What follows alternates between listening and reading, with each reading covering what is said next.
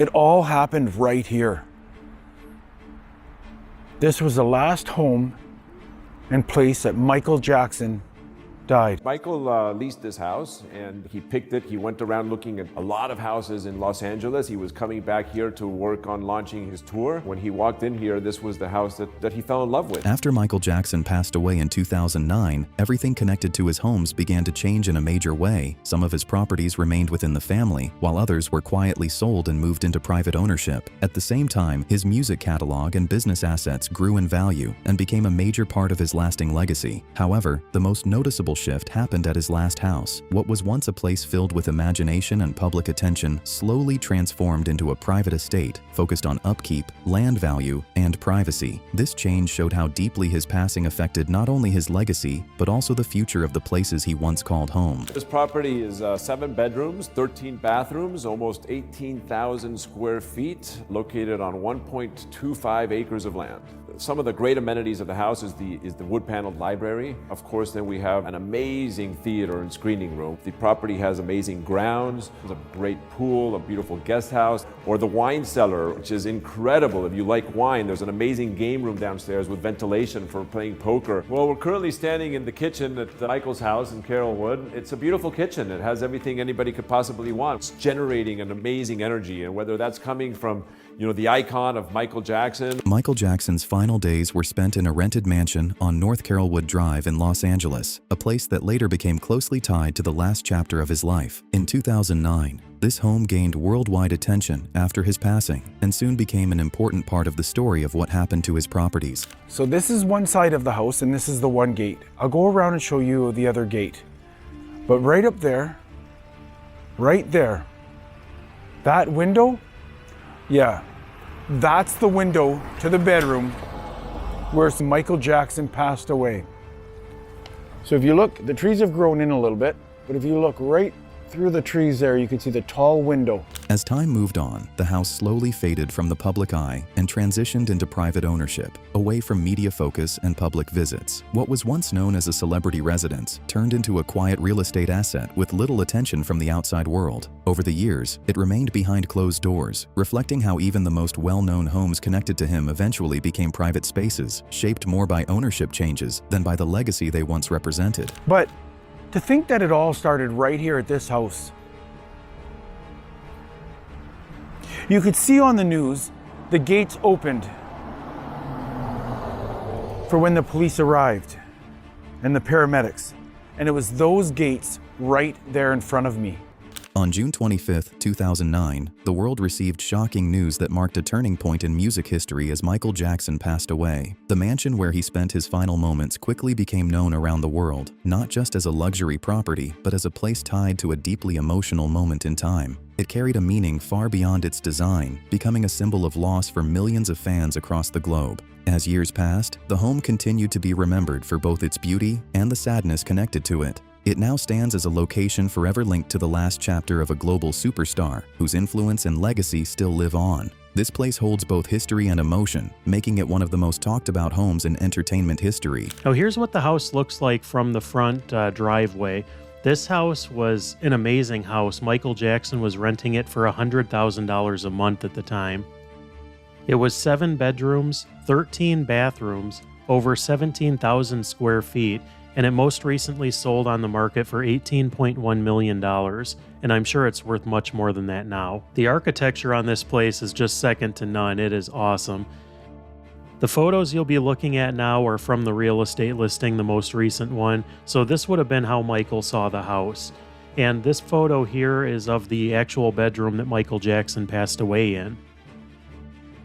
And this photo here is the room, the way that it looked when Michael lived here. And the bed in the photo is actually Michael Jackson's deathbed, which went up for public auction after he passed away.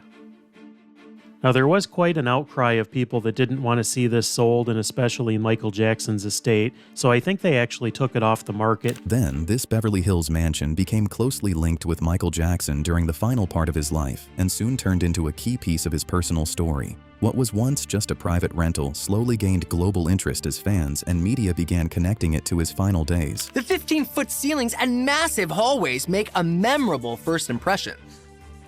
The kids must have loved running around this house. It feels like I could hear their little feet all over the house because it feels like a house that kids would just love to just explore and have fun in. It does feel like that. If I were a kid, I'd love playing around here and roller skating through the hallways and just having a ton of fun. The home was later listed for about $23.9 million and widely recognized in real estate circles as the place where he lived. Over time, its identity changed completely, moving from a quiet residence into a widely known landmark. Today, it is often remembered not just for its value or design, but for its strong emotional link to the pop legend and the final stage of his life journey. The immaculate kitchen features state-of-the-art cookware and plenty of prep space. Look at this. Wow, this is an island, like literally an island. This is huge.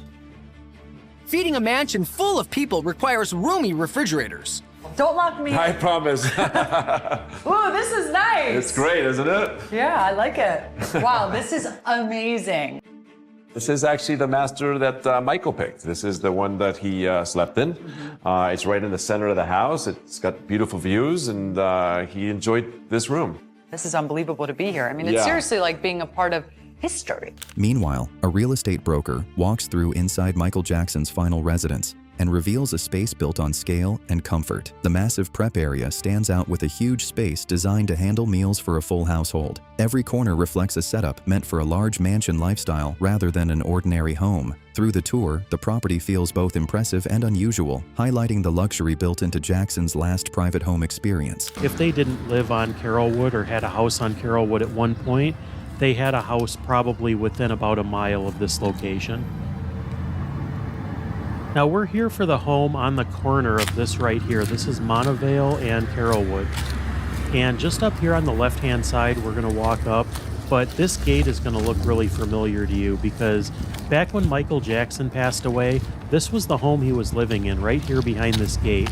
Then, the tour moves further inside Michael Jackson's final residence and enters the most private areas of the home. The walkthrough first reaches the master bedroom, a space designed with comfort and calm in mind, giving a quiet and peaceful feel away from everything outside. From there, it continues into the closet area, which shows a large and well-organized storage setup built for a lifestyle that requires both space and structure. Next, the bathroom section reflects the same level of scale, with wide layouts and detailed finishing that add to the overall luxury of the home. Every part of these rooms connects back to the idea of privacy and high-end living. Overall, this section of the tour shows how the house was carefully designed to support both daily living and the private world of a global superstar in one complete space. I'm sure we all remember where we were at that day. This was a huge media event. It happened on June 25th of 2009. And this is the gate out here where the news media outlets were set up. And it was out this gate that the ambulance backed out, taking Michael Jackson's body away. Now, it was sold recently, but it looks like nothing has really changed. The light poles are still the same, or the light fixtures are still the same. Everything else still appears to be the same as it was back when Michael lived here. Now, this in front of me is Sunset Boulevard, one of the more busy intersections here. But I'm going to walk to the other side of the house and we're going to see what we can see. I know that there's at least a garage over there and another entrance where they would have driven in and out. And then, the final part of the tour reveals some of the most impressive areas inside Michael Jackson's last residence. The walkthrough enters a large private movie theater, designed to give a full cinema-style experience without ever leaving the house. Just nearby, a dedicated wine cellar adds another level of luxury, showing how the property was built for both comfort and entertainment on a grand scale. These final spaces bring everything together and complete the full picture of the home. They show a lifestyle that balances privacy, relaxation, and high-end living in one place. Every detail points to careful design and large-scale planning. Overall, this part of the tour makes it clear why the property stood out so much and why it made sense for Michael Jackson to pay a very high monthly rent to experience this level of comfort and exclusivity during his time there.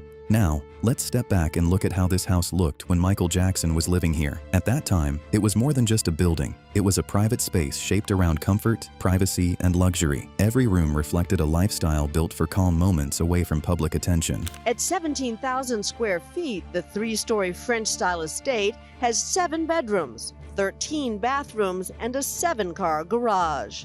It was once on the market for over $30 million. By far, this house is one of the best homes in the neighborhood, and this is a very high-priced neighborhood. This place was built for royalty.